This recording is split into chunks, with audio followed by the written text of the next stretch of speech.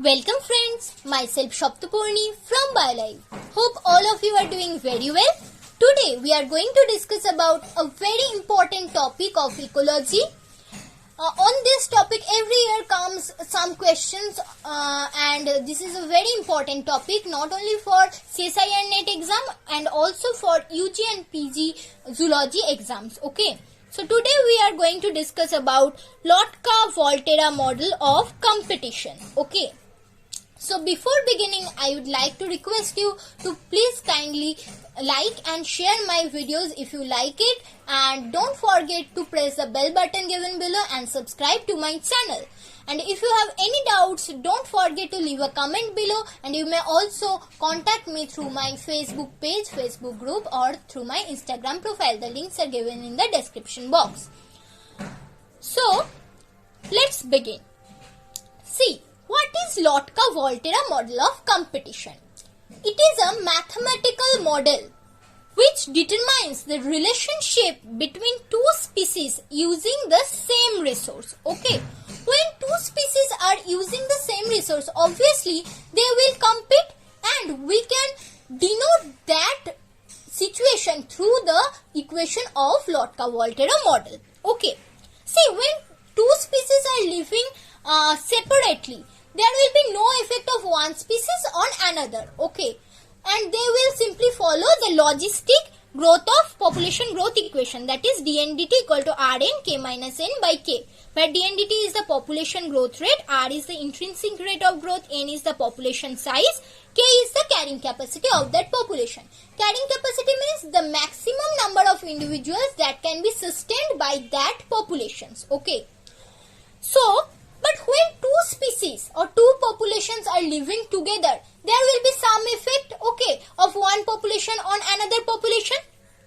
Those effects are known as competitive coefficient, because they are competing with each other, because the resource is limited. Okay, they have to compete to survive. So the effect of species 1 on species 2 is written as beta or alpha 2 1. That means effect of 1 on 2, species 2. On the other hand, the effect of species 2 on species 1 can be written as alpha or species 1 2. That means effect of 2 on species 1. Okay.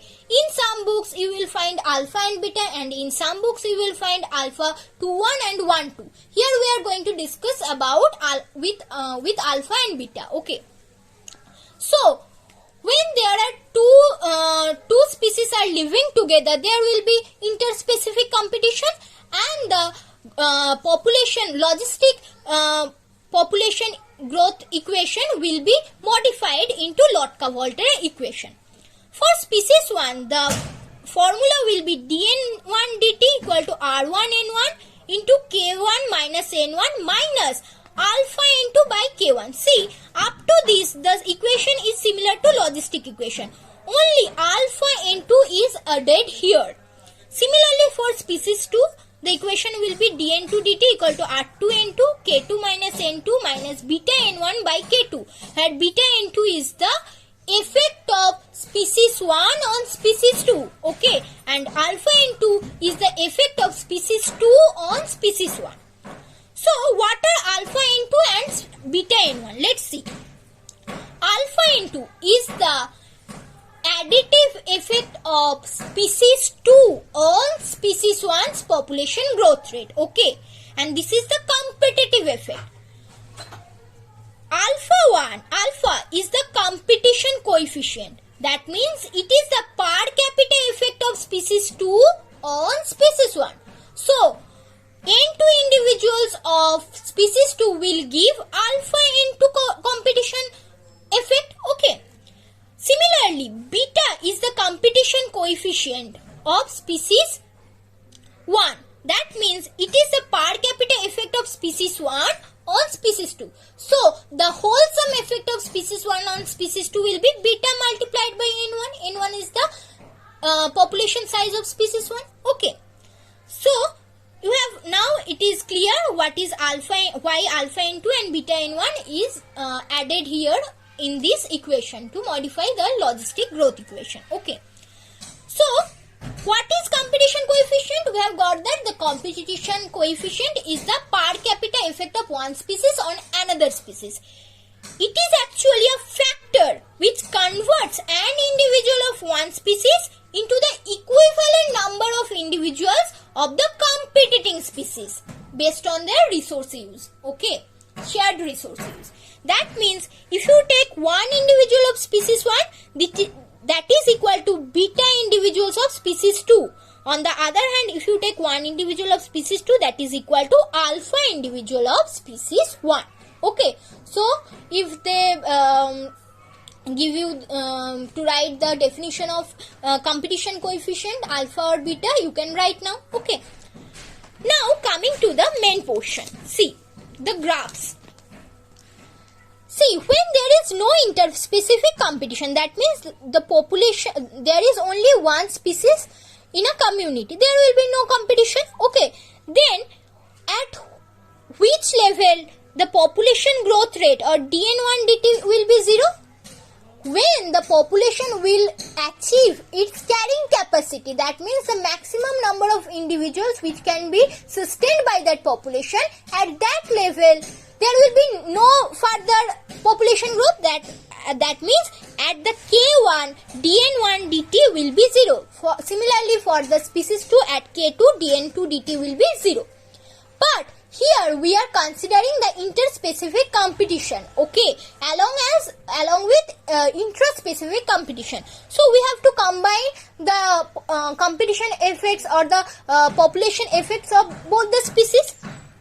So considering the effect of species 2 on species 1, the effect of species 2 on species 1 is the additive effect is alpha into the combined population effect will be n1, that is only for species 1, and alpha n2, that is the effect of species 2 on species 1. Okay, and when this will approach k1, the growth rate of species 1, that is dn1 dt, will be 0. Okay, so when we are taking into account the inter-specific competition, then the k1 will be n1 plus alpha n2. Similarly, the k2 will be n2 plus beta n1. Okay.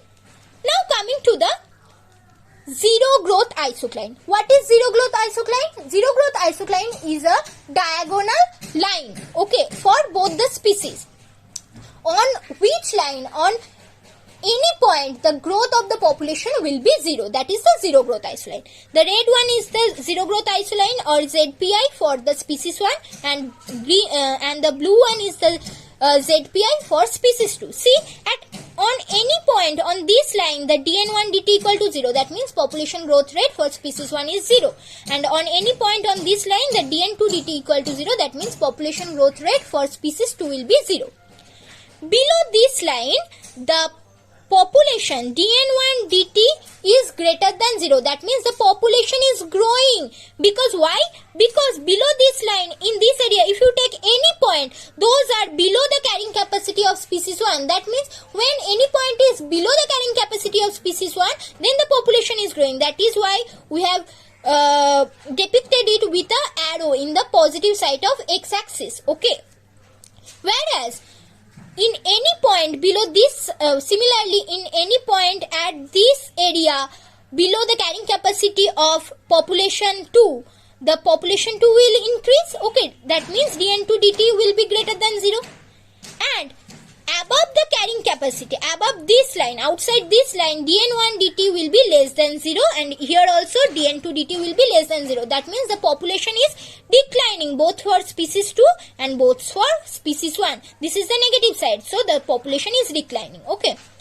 Okay, see here in the x-axis we have put the population 1, the size of population 1 n1, and in this side the size of population 2 or species 2 n2. Okay. So, we can write that for any point on species 1 line, that means this line, dn1 dt equal to 0. We also know that dn1 equal to r1 n1 into k1 minus n1 by alpha minus alpha into by k1. So, from this we can write that k1 minus n1 minus alpha into equal to 0. So, k1 will be n1 plus alpha into. So, k1 will be n1 plus alpha n2. When we want to put a point on x-axis, we have to take the n2 which is putted on y-axis as 0. So when n2 equal to 0, n1 will be k1. So this is the point on x-axis. Similarly, when we want to put the equivalent point of k1 on y-axis, we have to take n1 equal to 0. So taking n1 equal to 0, n2 becomes k1 by alpha. See here, it is the n2 becomes k1 by alpha. So what is k? K is the carrying capacity of species 1, and what is k1 by alpha? K1 by alpha is the equivalent number of species 2 which is similar with k1. Okay, that means to wipe out all the individuals of species 1, that is k1. So wipe out all the individuals of species 1, you need k1 by alpha individuals of species 2. Similarly, for species 2 isocline, dn2 dt equal to 0 on this point, okay, on any point above this line. So n2 plus beta n1 will be k2. Okay, so to put the point on x-axis, n2 must be 0. So n1 will be k2 by beta. See here, n1 is k2 by beta, and to put the point on y-axis, n1 will be 0, n2 will be k2. So here the point is k2. So k2 is the carrying capacity of species 2. And to wipe out all the individuals, that means k2 individuals of species 2, you need k2 by beta individuals of species 1. So k2 and k2 by beta are equivalent with each other. Okay. Now, based on, these are the zero growth isocline curves. Hope this is clear now. Now, based on these zero growth isocline curves, there could be 4 outcomes of competition. What? In the first outcome, species 1 may win and species 2 will get extinct. And in the second one, species 2 will win and species 1 will get extinct. Okay. In the zero growth isocline curve, we have only put the isocline curves of only one species. But when we will combine the isocline curves of both species in one graph, we can find 4 outcomes. Okay. In one outcome, we can see species 1 is winning and species 2 is getting extinct. And the other one, species 2 is winning and the species 1 is getting extinct. In both the cases, the ZZIs, that means zero growth isoclines, are not crossing each other. Okay, these are the 2 cases. In these 2 cases, zero growth isoclines, that means for species 1 and species 2, are not crossing each other. They are actually parallel to each other. Okay, they are parallel to each other. And you can see that when species 1 is winning, the isocline curve for species 1, this one, the red one, is above the isocline curve of species 2. Similarly, when species 2 is winning, see, species 2 is winning, then the isocline curve of species 2 is above the isocline curve of species 1. Okay, so by seeing the graphs, you can easily say that which species is going to win. Okay. So when species 1 wins, that means species 1 is inhibiting the population growth of species 2. How? Because the effect of species 1 on species 2, that means beta, is greater than alpha. And when species 2 is winning and species 1 is getting extinct, the effect of species 2 on species 1, that means alpha, is greater than the effect of species 1 on species 2, that is beta. Okay, that means here species 2 is inhibiting population growth of species 1. So let's discuss these 2 curves. See here, in this curve, by simply seeing, you can say which species will win. Obviously species 1, because the isocline curve of species 1, the red one is above the blue one. Okay, the blue one is the isocline curve of species 2. See here, at this position, at this area, if you take any point, you can see that the points are below the carrying capacity of species 2 and below the carrying capacity of species 1. Okay, so at this area, in any point, both the species 1 and species 2 are getting increased. The population is growing for both the population. So the resultant vector will be in this direction. Okay, but at any point in this area outside the carrying capacity, outside the isocline cards of both species, or the outside the carrying capacity of both species, both the population will decrease, because when we have covered the carrying capacity, after that the population cannot grow, because you have exceeded the maximum level of population that can be sustained, maximum level of individuals that can be sustained by that population. So at this point in this area, both the populations are declining. The species 2 is declining in negative y-axis direction, and species 1 is declining in the negative x-axis direction, and the resultant declining vector is in this direction. So here both population is increasing, here both population is decreasing. But between the two isoclines, you can see, if you take any point here, the species 1 is increasing in the positive direction of x-axis, because those points are below the carrying capacity of species 1, but above the carrying capacity of species 2. That is why species 1 is increasing, but the species 2 is decreasing, and the resultant vector is in this direction. So, taking in consideration all three situation, we can say that in this situation both the species are increasing, in this situation both the species are decreasing, but in this situation, this area, only species 1 is increasing but the species 2 is decreasing. That means here species 1 will outcompete the species 2. Why? Because to outcompete species 1, that means to wipe out K1 individuals of species 1, you need K1 by alpha individuals of species 2. But the maximum number of individuals that can be sustained by species 2 is K2. Okay, so the species 2 can never reach this number. So the species 2 can never extinct. That means the species 2 can never wipe out species 1. That is why species 1 will win and species 2 will get extinct. Okay. So that is written here. Even when the density of species 2 is maximum, that is K2, it cannot stop population 1 from increasing, because K1 by alpha is less than K2. Okay. So eventually species 1 wins and species 2 gets extinct. On the other hand, see here, in this region, here you can easily say that species 2 is going to win and species 1 will get extinct, because here both the species are increasing, here both the species are decreasing, but here at any point, the points are below the carrying capacity of species 2. So the species 2 will increase in the positive y-axis direction, but the points are above the carrying capacity of species 1. So the species 1 will decrease in the negative x-axis direction, and the resultant vector will be in this direction. So in this area, species 2 will increase, but species 1 will get decreased. Okay. So in conclusion, we can see by seeing this graph, species 2 is going to win and species 1 will get extinct, because to wipe out all the individuals, that means K2 individuals of species 2, you need K2 by beta individuals of species 1. That can never be achieved by species 1, because the maximum capacity of species 1 is K1. Species 1 can never achieve K2 by beta.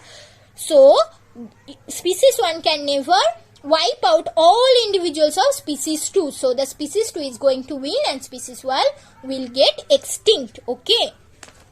Now coming to the third and fourth condition, or third and fourth outcome.